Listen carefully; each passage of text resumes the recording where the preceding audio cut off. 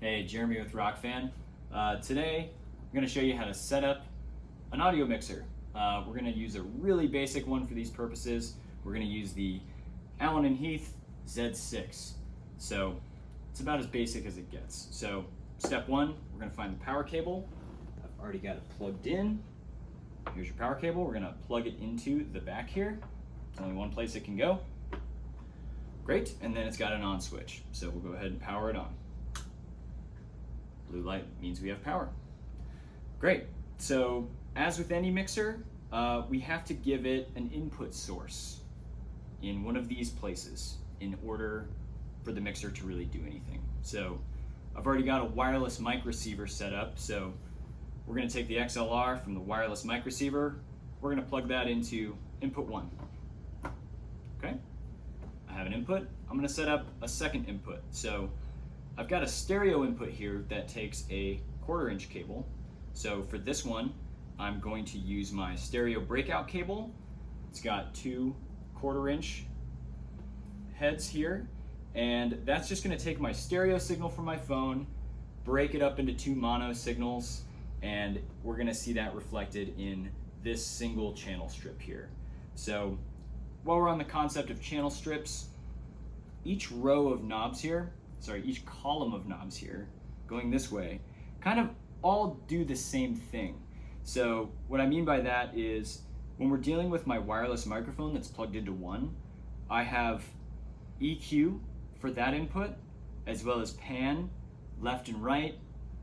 That correlates to my main out left and right. So if I pan this left, all the way left, I'm only gonna hear it in the left speaker.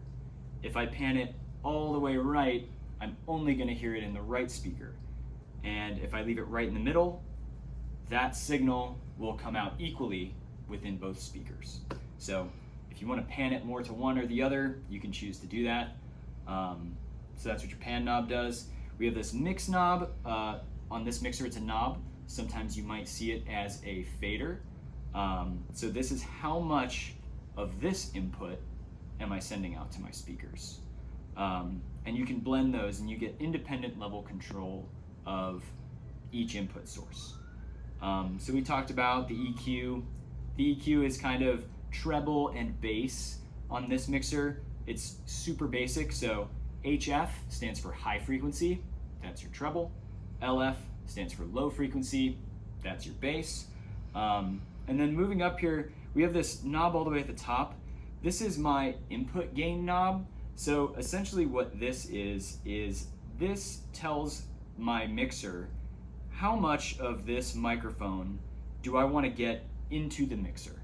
So since I only have one place to send it on this one, it's not quite as important as it would be if you had a console with multiple outputs.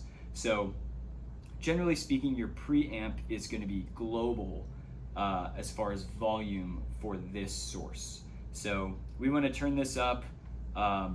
It's going to be a little more for a microphone and a little bit less for a line level source like a phone or a laptop or a DJ. So microphones might need a little more gain. We don't want to crank this up really high, or you might hear some crackling or popping, distortion. That's how you know that your signal is clipping. So maybe set your gain first, make sure it sounds great, and then you can turn up your fader or your mix knob to get it sending to your speakers. So we've set up an input. Let's go ahead and plug this one in before I forget. We've got our left and we've got our right. Wonderful. Make sure, we'll just leave this down until I get that connected. Next, we're gonna work on our outputs. So I've got some inputs going. I'm not gonna hear anything until I set up an output. So I've got a speaker set up over here. I'm gonna go ahead and get my XLR cable connected to my speaker. So I've got this right here. Here is my XLR cable.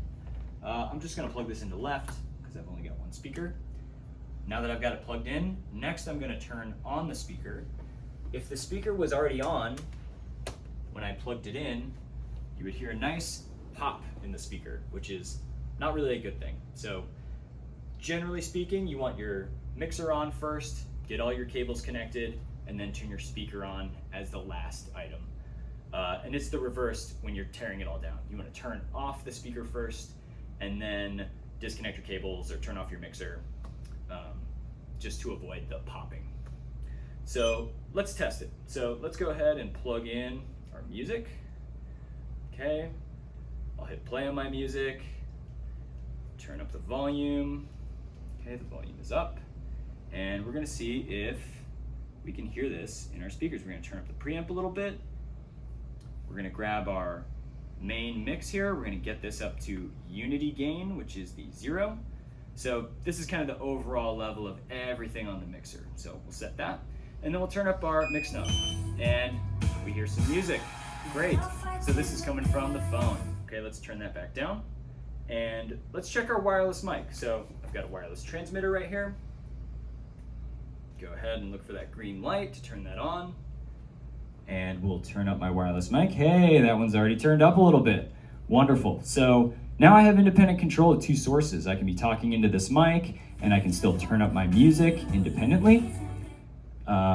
And that is how a mixer works. You get multiple inputs sending to an output. In this case, you have a main left and a main right.